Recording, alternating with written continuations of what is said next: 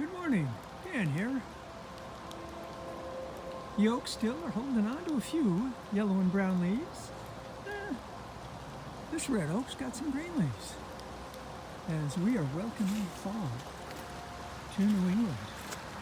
But then we woke this morning, and we couldn't believe it. Out our front deck, here we go, out our front deck, we spotted one of our bird feeders on the ground, disassembled.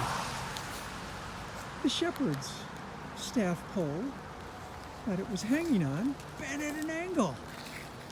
What man or beast could do such a thing? And then the other one is bent to the ground. He's heavy metal. The bird feeders are on the ground. What could have caused such mayhem here on Chase's Pond Road?